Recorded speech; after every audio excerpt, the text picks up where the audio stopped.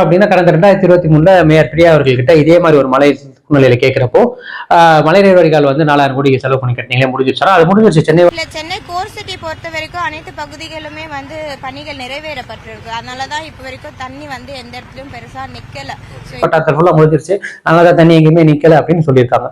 2025 அப்படியே கட் பண்ணி 2025 கேட்டா என்ன சொல்றாங்க அப்படின்னா, அதை பத்தி வாயை திறக்கல. அதுக்கு பதில் என்ன சொல்றாங்கன்னா, நாங்க எல்லாம் தயார் நிலையில இருக்கோம், நாங்க வந்து 83,000 பேருக்கு மத்தியான சாப்பாடு கொடுத்துருக்கோம், இரவு 7 மணிக்குள்ள உணவு கொடுத்து சொல்லி இரவு உணவு தயாரிச்சுட்டு இருக்கோம் அப்படின்றாங்க. சரி, ஓகே, அப்ப முகாம்ல எத்தனை பேர் தங்கப்பட்டிருக்காங்கன்னா அந்த அளவுக்கு இன்னும் தண்ணி வரல அப்படின்றாங்க. அப்ப யாருக்கு இந்த 83,000 பேர் சாப்பாடு கொடுத்தீங்க? அது என்ன கணக்கு?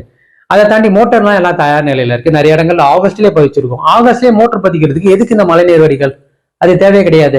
எல்லாத்துக்கும் மோட்டர் பம்போட தான் இருக்குன்னா நிறைய இடங்கள்ல மோட்டர் பம்பே தண்ணிக்குள்ளதான் இருக்கு. அப்ப அதுக்கு யார் காரணம்? அப்ப இந்த 4000 கோடி சொச்சம் இந்த மழைநீர் வடிகால் திட்டம் என்ன? அது யாருக்கு செலவு பண்ணீங்க? ஒரு வெள்ளாருக்கு கொடுத்துருங்க. எதிர்த்து கேள்வி கேட்கிற எல்லாருமே எதிர்க்கட்சியா இருக்கணும்னு அவசியம் இல்லை. உங்களுக்கு ஆதரிச்சு ஓட்டு போட்ட ஒரு நார்மல் பொதுஜனமா கூட இருக்கலாம்ல.